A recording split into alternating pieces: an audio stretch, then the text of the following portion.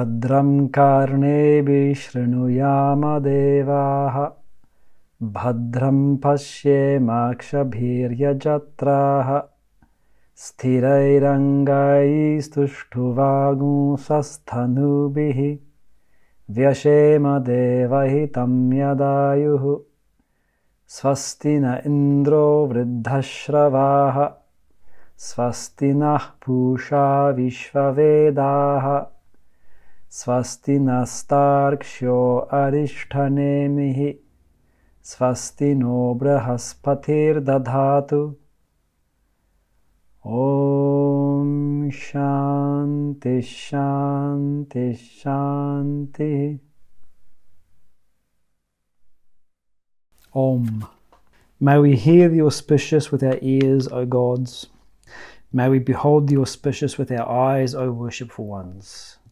May we live God-given span of life with firm limbs and bodies, singing your praises. May the traditionally glorified Indra bless us. May the all-knowing Sun bless us. May Vayu, protector from harm, bless us. May Brahaspati bless us. Om. Peace, peace, peace. The Sanskrit word mund is a verb, and that's the root of the word that we've got here, and it means to shave or to tonsure. You've, of course, seen in various traditions the shaven head associated with spirituality. And the suffix aka, the function of that suffix is to form a noun.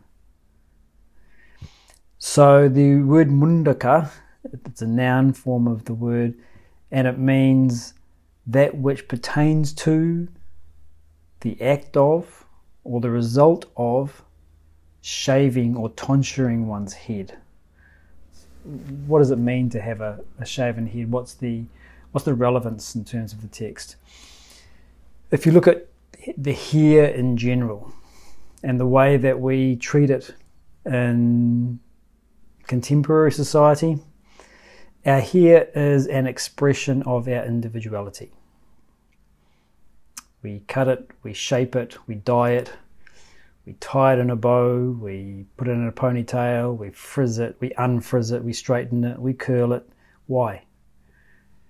All because we want to express our individuality in some way, using that hair. It's also an aspect of the personality that is associated with sensuality. All you've got to do is look at advertisements for shampoo, and there is that beautiful flowing sensual hair that comes with it. It has a sensual, sexual dimension of being enticing. And it represents in that sense, in terms of our individuality and our sensuality, our worldly entanglements. So what we see stereotypically is that when someone goes into an environment or a tradition that is for spiritual study and practice, the head is shaven. And so it represents the opposite of what the hair represents. It represents the transcendence of the ego, spirituality rather than sensuality, and renunciation of entanglement rather than getting deeper into entanglements. And it's actually the case that if you happen to see a group of monks or spiritual people all with shaven heads, they all look remarkably similar. Our hair really does make us look like us. And if you take it all away, there's a lot of similarity there. So the idea is that we are transcending the individuality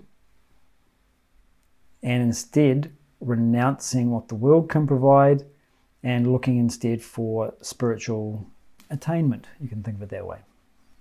It's also done in other contexts. For example, if someone close to you passes away, say a parent, you often shave your head as an act of mourning to show that you are no longer in the traditional worldly space. You've chosen to be in the space of mourning. Some cultures have a week, for example, or even longer periods of time where you don't engage in your usual worldly activities, where you don't leave the house, you don't purchase food, you don't make food. you're sitting just in that state of mourning. So you're dispensing with worldly things entirely. So you shave your head as a representation of that mourning stage as well.